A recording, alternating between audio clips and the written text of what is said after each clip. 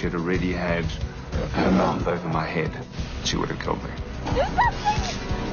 She was looking for a death bite. They go through bone like you and I go through a candy bar. It's everyone's worst nightmare, being eaten alive by a wild animal. In this episode, 3 horrific stories of people who've been attacked by predators of the African Savannah. What's it like to become human prey?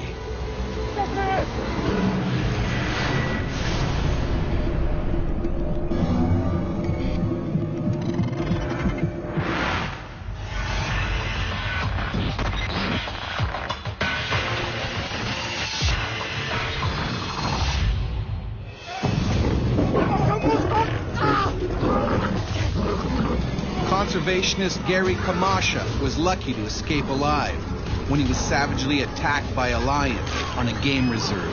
And I thought that this was it. I thought this would be the end.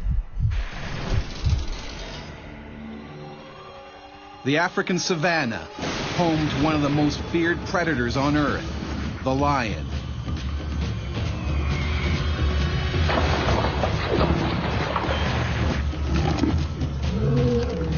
Thousands of people have met their end in the jaws of these killer cats.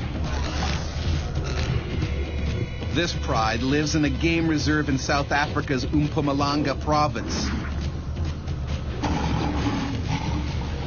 And when food is short, or they feel threatened, these big cats can turn man-eater.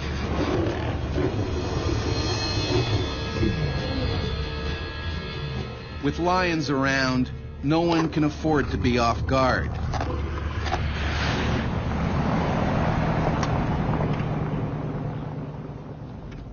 Danger is part of the job for 23-year-old conservationist Gary Kamasha. He manages the reserve's lions, and today he has a problem. A lioness is wounded, and she's pregnant.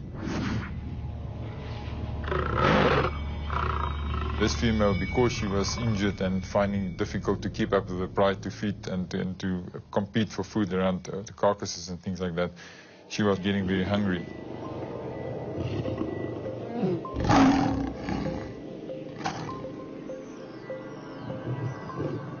If Gary tries to treat the lioness, the pride can tear him apart.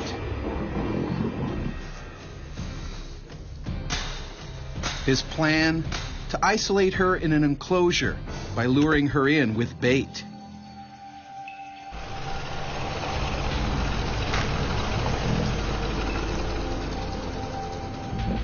But the dominant males get to the meat first. Some are her own offspring.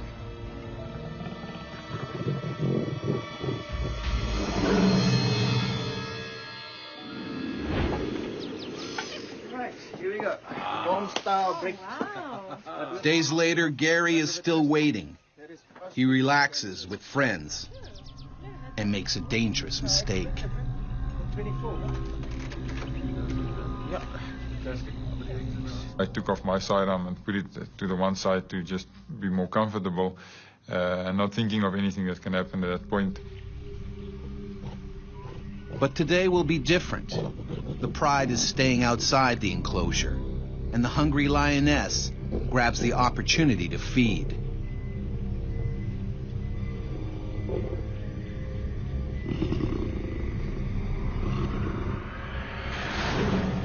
She's in the enclosure. Gary is delighted she's finally taken the bait. Right, I'll be back in a couple of minutes. I just want to close the gate. Now he can treat her injury. 5 minutes. Come, let's go.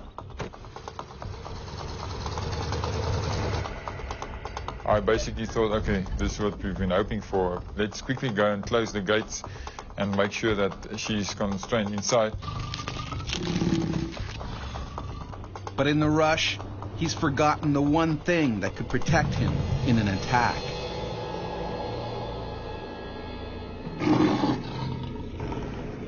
A 150 feet from the enclosure gates, they see the pride, the lioness, isn't with them.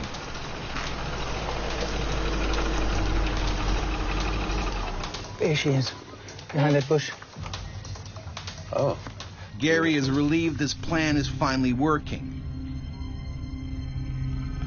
But something is wrong. She's not alone.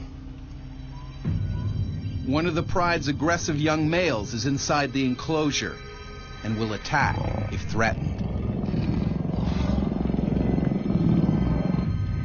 This male was always been a bit edgy and agitated, barking at you and coughing, the typical attack bark if you get too close to him. Getting the young lion out is dangerous, but without treatment, the lioness could die of gangrene.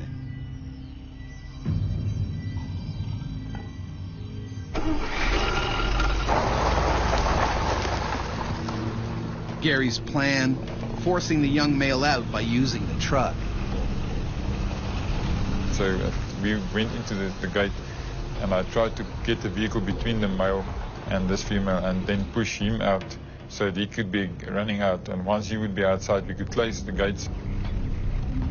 But the young lion isn't easily intimidated.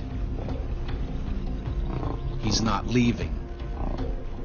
I think what happened at that point, he was looking at the movement in the vehicle, so the vehicle and the people inside was posing a threat to him as well as myself, and instead of him running for the gate, he was just seeing himself being crowded by this whole scenario. I was worried that he might start getting agitated, running up and down, psyching up the female as well, the rest of the pride. Forcing him out with the truck hasn't worked. All Gary can do now is try to flush the lion out himself. Just gonna have to go in there and chase him out.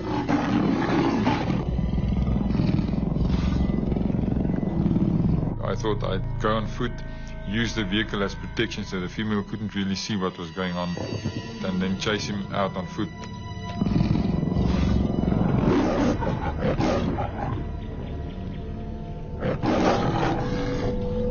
It's a risky move, especially as Gary still hasn't realized he's forgotten his gun.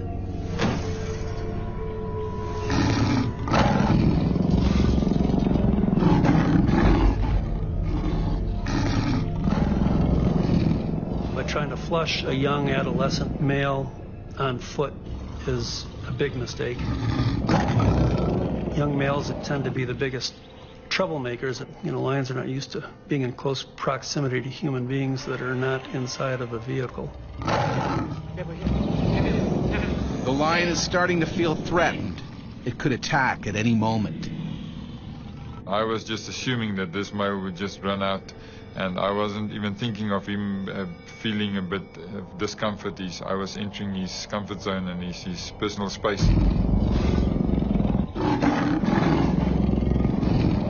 He was essentially cornered because he was in a fenced-in area, so that's the time when an animal will react out of fear.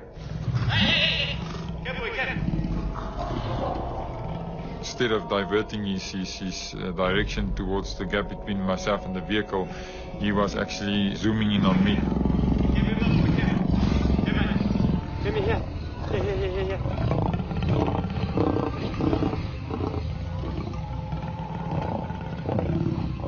I realized he was coming for me now. I did think of that point my sidearm. This was the most stupid thing that I could have done.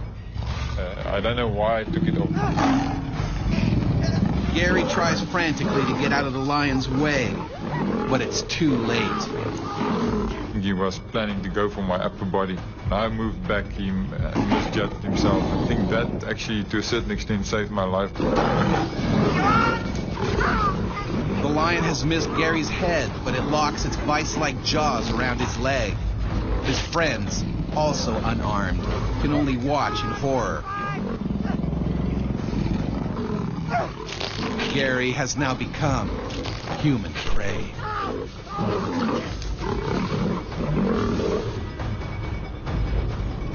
A lion has savagely attacked conservationist Gary Kamash. Unarmed, he must now fight for his life with his bare hands. And I had my hands trying to push his head down and away from me and keep him down. It was like an iron vice, a big vice just clamping around my leg. A lion's jaws can bite with nearly 900 pounds of pressure, enough to snap the spine of its prey with ease. The lion certainly was trying to control him and immobilize him and get him to a point where he could access a more vital area.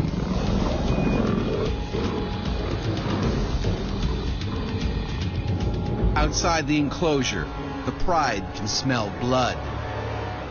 The pride were trying to figure out what's busy happening, where did those sounds come from.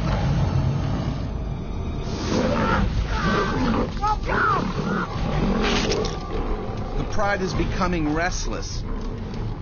If they join in the attack, Gary is finished. Frantic, he tries to pry open the lion's jaws. I tried to put my thumbs into his mouth between his premolars. I couldn't get in him, they were already too close to each other. I just realized there's no way I'll be able to get my leg out of this. Gary's friend Johan tries to find anything he can to use as a weapon. But he comes up empty.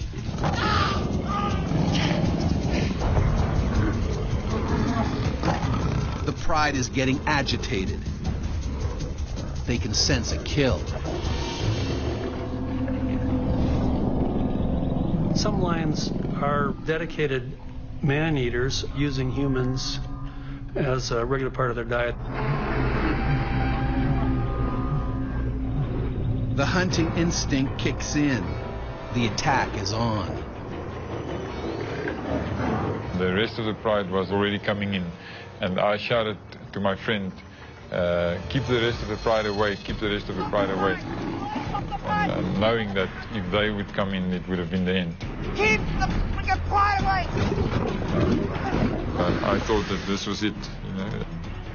With the rest of the pride coming in to assist, I thought this would be the end. I wouldn't be able to fend off the rest of the group, so I was shouting at him, and he jumped out of the vehicle and started throwing pieces of branches and rocks.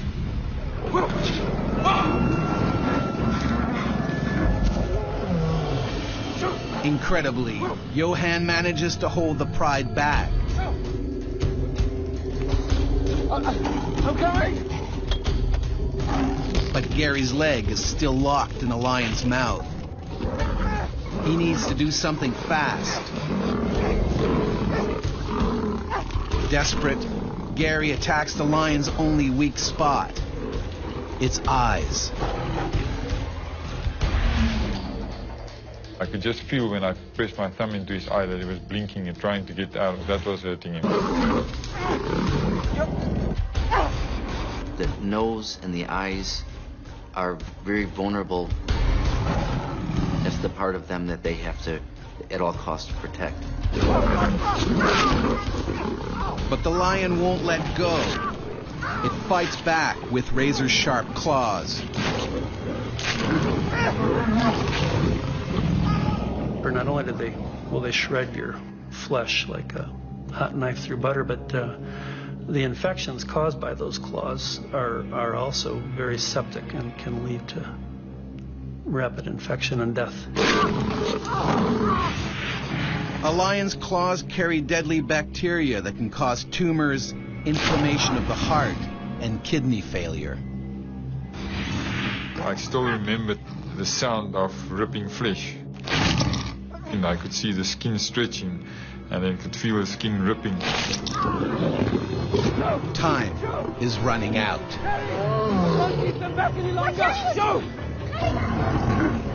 Johan has nothing else to throw at the lions. If the pride attacks, Gary is unlikely to escape alive.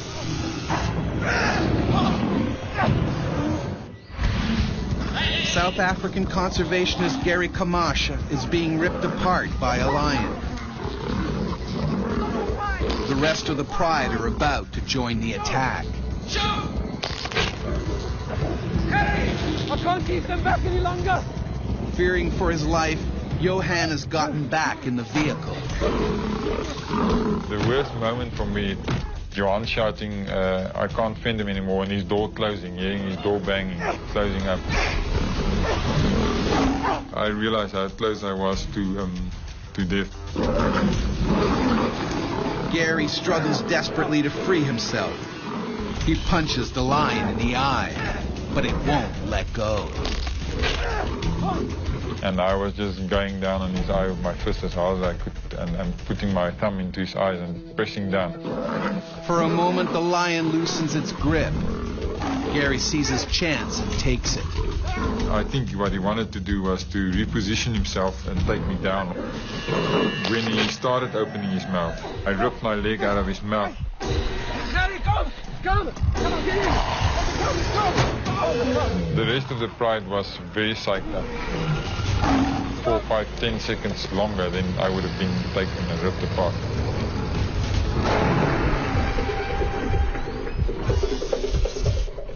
Adrenaline is coursing through Gary's body, numbing his pain. We need to have it checked out by a professional, okay? Only when he's safely away does he realize the severity of his wounds. Okay? Okay. Just When I looked down, I saw the piece of flesh hanging out the back of my leg. He ripped some of my tendons out of my arm as well, and I didn't even pick up that I couldn't use my left hand properly. let's pull over. I'll drive, okay? Okay. Just pull over. Okay. Pull over. It takes half an hour to get to the nearest hospital.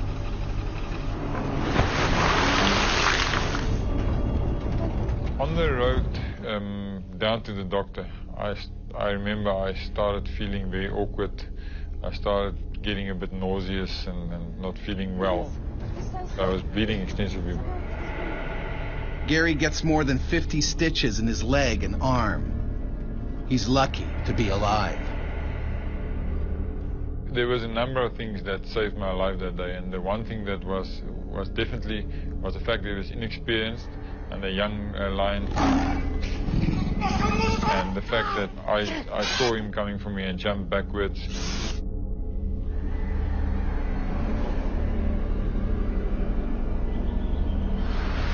Just a few weeks later, Gary returns to work on the game reserve. In the meantime, the lioness's wounds has healed naturally, and she's given birth to a healthy litter. Gary's close brush with death has made him realize that on the savannah, you can never drop your guard. I think what it did cause me is to be way more cautious than I was at that point, because I can remember I was getting more and more complacent with these animals.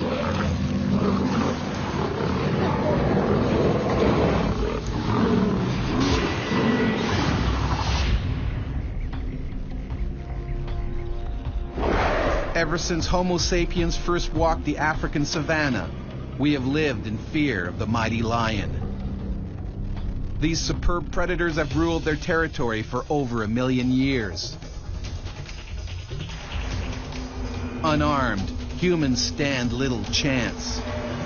Even today, more than 100 people every year are killed by lions.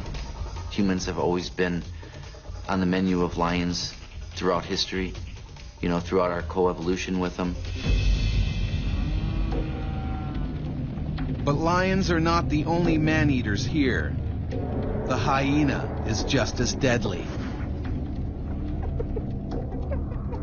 It can eat every part of its victim, even the bones.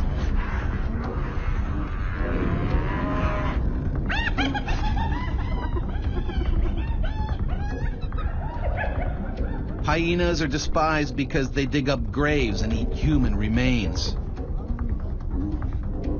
And feared because they kill the living.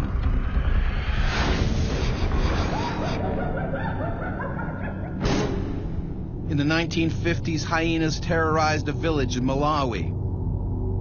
They killed and devoured 27 people, many of them children. The stealthy man-eaters crept up on villagers as they slept outdoors during hot weather. They grabbed their victims by the head and dragged them off into the bushes to feed. There was little left for devastated families to bury.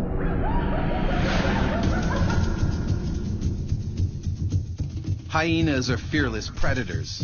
In 1972, a Malawi schoolteacher, Yerendus Luggage, was cycling to work when he was taken down by hyenas.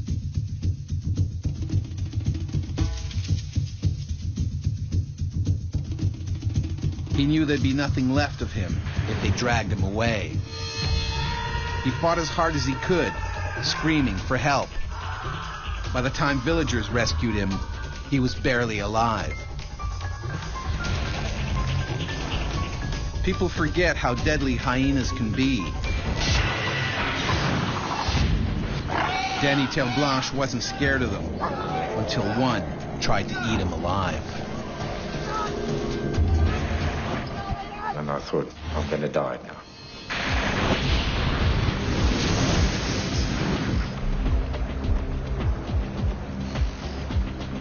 Spring 1998. Aircraft pilot Danny Terreblanche is enjoying a week's vacation with friends on the Zambezi River.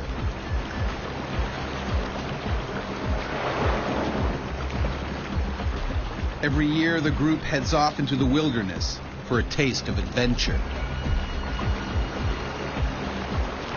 All the time there's exciting moments because there's a lot of hippo. There's crocodiles, lions, and of course, hyenas.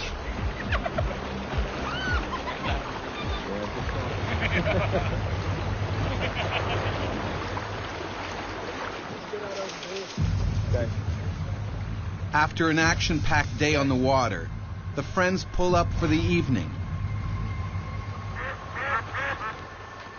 A ground crew has set up camp and cooked a hearty meal. We thought we had a very successful trip, so we were a very happy bunch of people. It's been great, 6 days. Yeah, especially when you and It's the last day of the holiday. Time to celebrate. Some of my friends were wine farmers. And of course, we brought a lot of good wine with us. It's close, eh? Close. We had lions every night. We knew there was quite a lot of lions, but nobody had a gun. Are you sure you're still going to sleep out here tonight? Yeah, man. Predators are nearby, but Danny won't sleep in a tent. A big mistake. There's a recipe for hyena attacks, and the recipe would be sleeping with your door open, sleeping in your sleeping bag on the ground outside of a tent. Oh, I think I'm going to call it a night. Good night, gentlemen. Yeah, sleep well. All right. Yeah, you too. Good night to you. Every night I slept outside, yes. But with some protection, I had chairs around my mattress, and of course I had a mosquito net that was hanging from a tree. But a flimsy mosquito net won't stop a hungry man-eater. These are animals that can dent a pipe, a 1-inch pipe. They can crush it without hurting their teeth.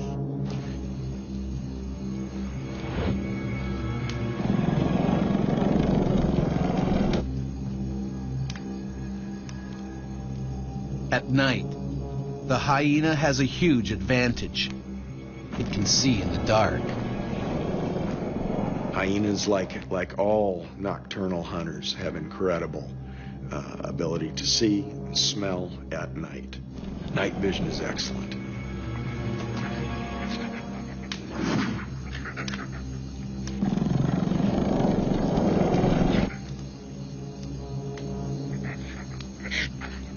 They're looking for garbage. They're looking for the things that were thrown out after dinner. And they come onto something like a person laying there sleeping. That's a carcass to a hyena.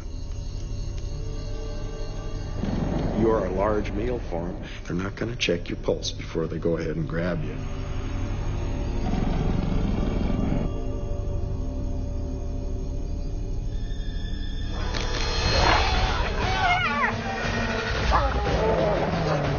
I thought somebody, they hit me with a plank over my head. When Danny realizes it's a hyena attack, his blood runs cold. If it drags him into the bushes, it could tear him apart in seconds.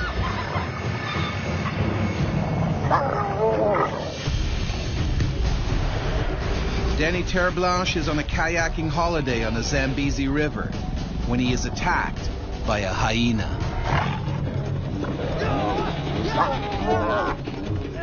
I've got no weapon, and I think my way of protecting myself is to pull a thick blanket over my head. It doesn't bite my head off. A hyena's bite can exert a force of up to 1,000 pounds. They have particularly large teeth, premolars to crush bones, and carnassials at the back of the mouth, which slice up meat like scissors. They have the strongest bite of any predator on Earth. Stronger than a lion, stronger than a bear. They go through bone like you and I go through a candy bar.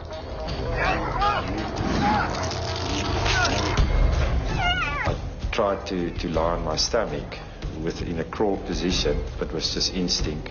Then it grabbed me by the neck and it dragged me. A few feet further into the bushes, and he could be ripped to pieces by the hungry hyena. He will proceed to drag you off and start eating you. That's what would happen.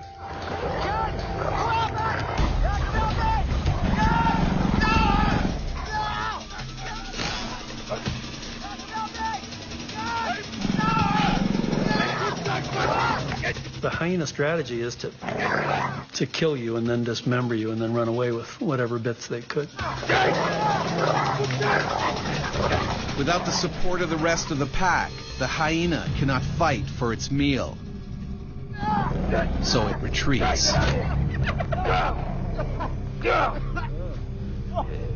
felt the pain in my head, and when I felt it with my hand, I knew there was something terribly wrong.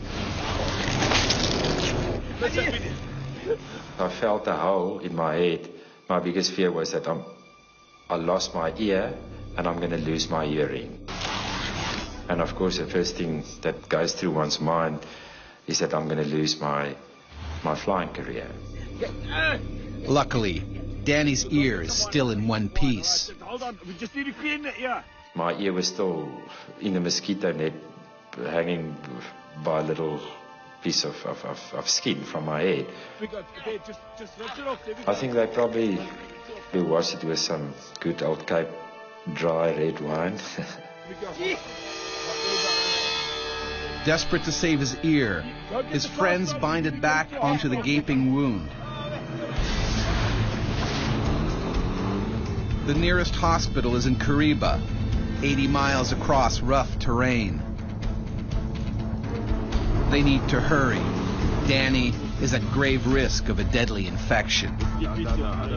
Hyenas eat rotting carcasses, and their mouths are crawling with dangerous bacteria. You can imagine the bumps in the road. I don't know how many times I've passed out. Adrenaline from the attack is wearing off. Danny's in shock. I prayed a lot, and I asked God to help me, and that was, I think, that maybe pulled me through. All right, now we're going to go in now. The place is going to be built.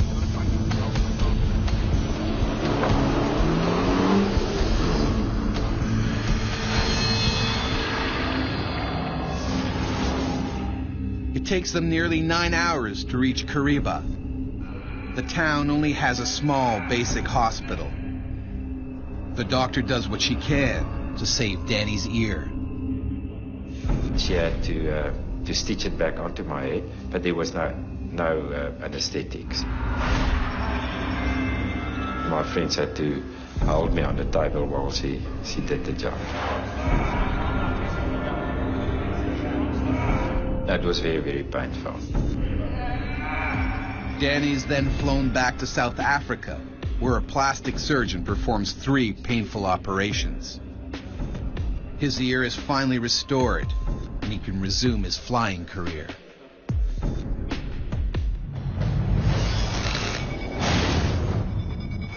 As Danny discovered, on the savannah, Homo sapiens can become just another link in the food chain.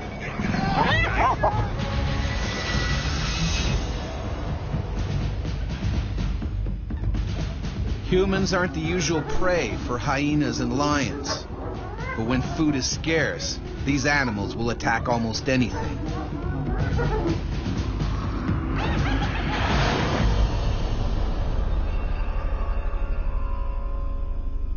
In 1898, when an epidemic meant other prey was in short supply, 2 hungry lions launched one of the worst series of attacks ever recorded.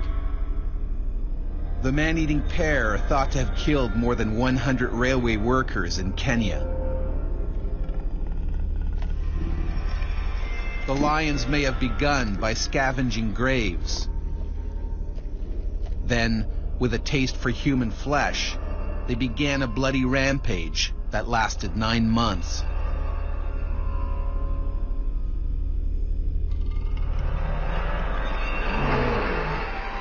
Work came to a standstill. Night curfews were imposed. Workers hoped high fences and fires would keep them safe. But the lions still got in.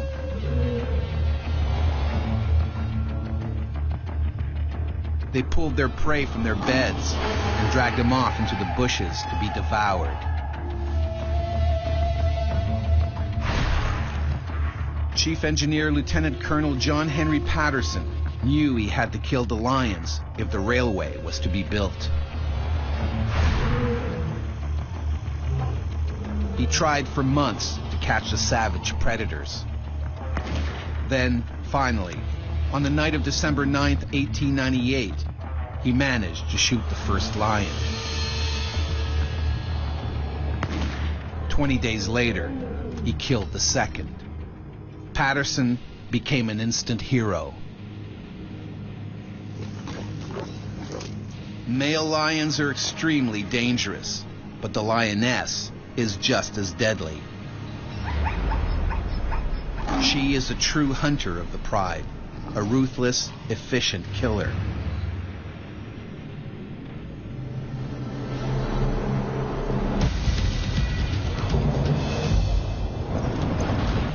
When Bruce Meekall had to hunt a rogue lioness, he soon found out why these predators have such a terrifying reputation.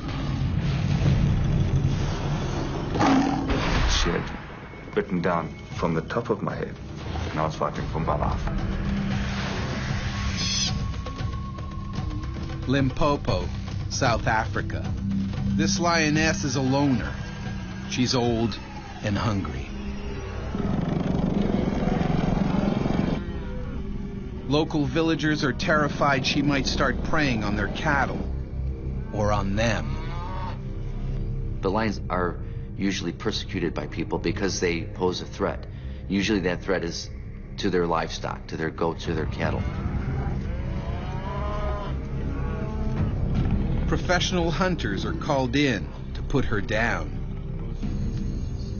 Leading the team is conservationist Bruce Meekall. He's sad to have to kill such a magnificent animal. Doing the job humanely is his top priority.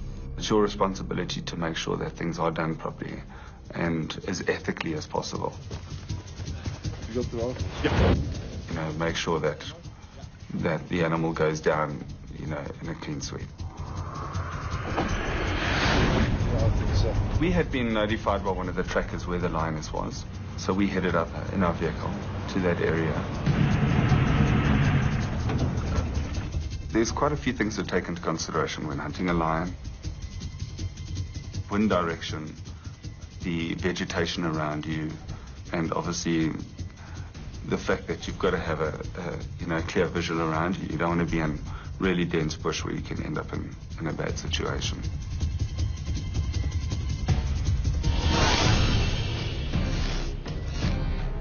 Bruce and his crew begin tracking the rogue lioness. So we started walking, looking for signs to see where she was. Tracks, old kills, things like that. But the lioness has probably already picked up the hunter's scent and keeps out of sight. Lions are very good hunters. They're very good at camouflaging themselves. For 2 days, they search for the big cat, but she remains invisible. The longer it takes to find her, the greater the danger to local villagers.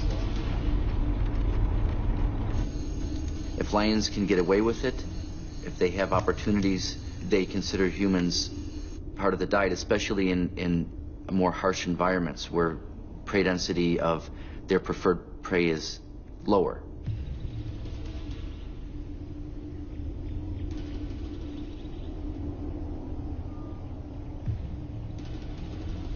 Finally, they work out which way the animal is heading. If they're quick, they just might catch her.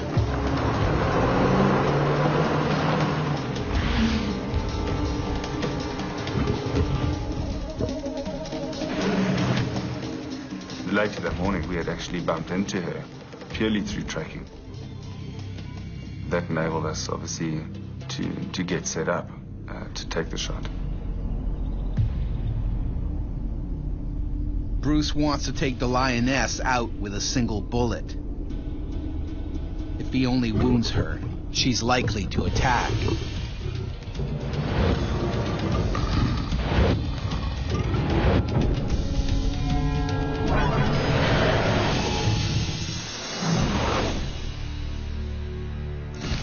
Bruce Meekall has been tracking a rogue lioness for 2 days. He now needs to put her down with a single bullet.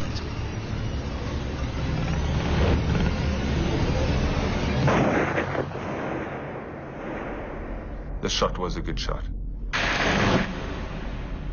But she got up and ran off. Went into thick bush. Something has gone very wrong. The bullet hit the lioness, but hasn't killed her.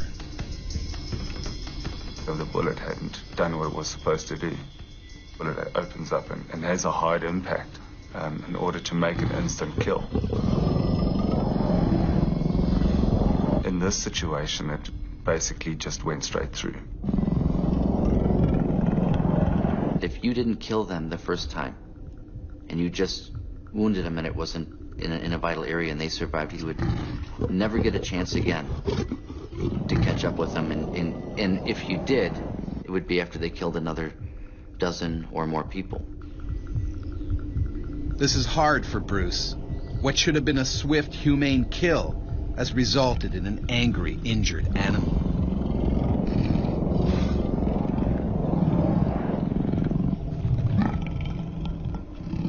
The animal's adrenaline is up, and by walking in there immediately, you basically putting yourself into a situation where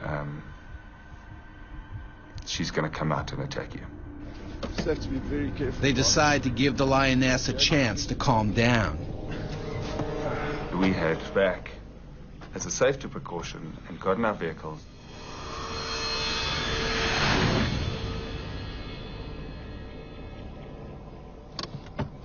Boys, let's go. An hour later, Bruce sets off again. He knows that he and his team are now vulnerable.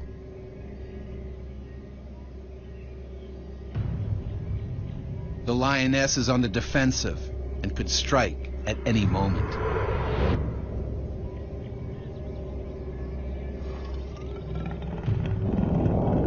When a lion is badly injured, they'll retreat 2 or 3 times at the most before they'll turn and they'll attack, whether you have 100 people with you or whether it's 1 or 2 people. The lioness has the hunters in her sights. She waits patiently for them to come closer. Her pursuers are now her prey.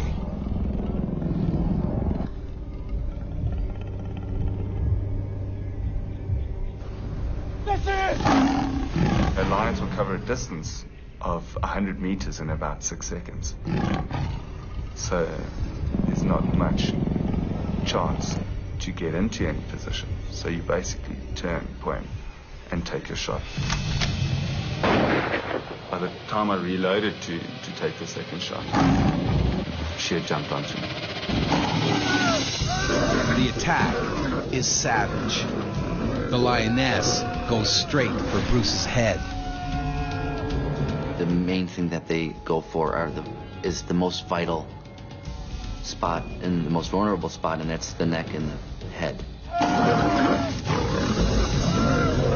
As we came down towards the ground, she had already had her mouth over my head and bit me on the back of my head. With the impact of us hitting the ground, my head bounced out of her mouth. To see teeth and saliva and hair, and I mean the sound that they make is incredibly loud. The others can't fire. They could hit Bruce. They fling you around like a rag doll. With their strength and power, every time they hit you, your whole body is being thrown about. She would have been feeling for his vertebrae so she could puncture and sever the spinal cord. The wounded cat is in a frenzy. You don't know what's happening. You're just trying to get a grip of the whole situation around you and what to do in order to survive.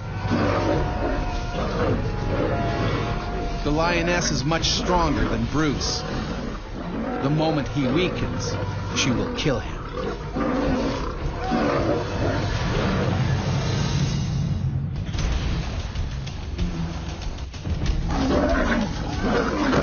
Bruce Meekall has been savagely attacked by a wounded lioness. His team can't shoot her because they might kill him. He's become human prey. Once they go into attack mode, they don't turn back. And then they're going to press that attack until either you're dead or they're dead. All you're thinking about is trying to survive. Trying to get yourself into a position of maybe having an inch of control. He must try to keep the lioness from moving long enough for his team to shoot her without hitting him. Bruce is an experienced hunter.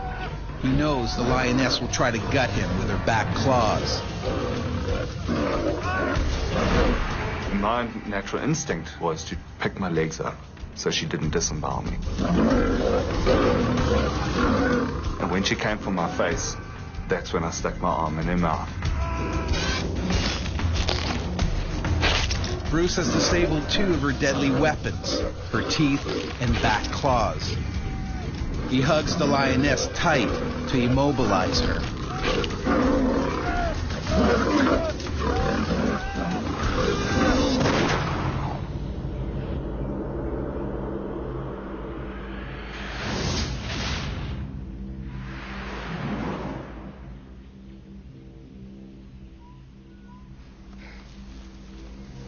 The ordeal is finally over.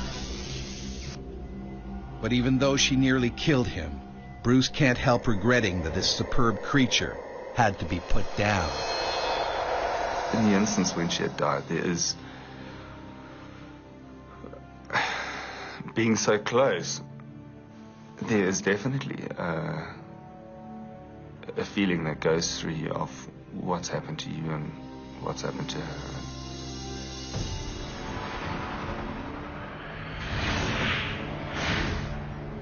Shock sets in quickly.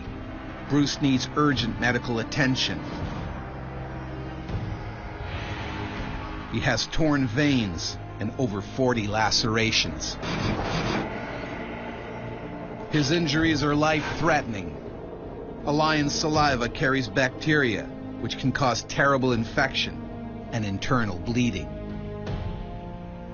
I spent 5.5 hours in surgery. I came out of hospital after 1.5 to 2 weeks. You know, then it's a long recovery, I think, from there, mentally and physically. Within a couple of months, I'd healed up. I was able to use, you know, my arm again and a bit of therapy that, you know, that helped. On the mental side, I think you've got to accept what's happened to you and move forward.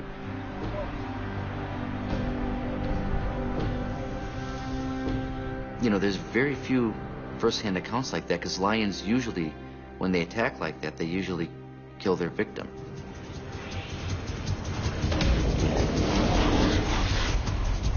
Bruce is lucky to survive. Despite his close brush with death, he goes back to work as a conservation manager in the savannah. But he's given up hunting for good. It's hard to go back to doing what you were doing after an incident like that.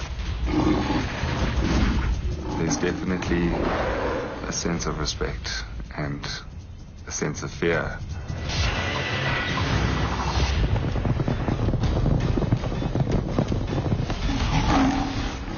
Lions and hyenas can kill a person in seconds, but attacks are rare. Normally, these predators will avoid us. It's only when food is scarce or they feel threatened that they strike. And when they do, the results are devastating. I realized how close I was to death that day. I think it gave me a lot of more respect for life. It made me realizing that every moment, any moment could be your last moment. Surprisingly, many survivors don't blame the animals. I've got more respect for hyenas because it's an opportunistic killer. I have more respect for hyena, and I won't take a chance or give them a chance. My whole life I've worked in the conservation industry. And you work with dangerous game on a daily basis. So, yeah, there's definitely a respect for big game, knowing their potential, but also the fact that we are in their territory. As we encroach ever further into their territory, there will still be times on the African savannah when we become human prey.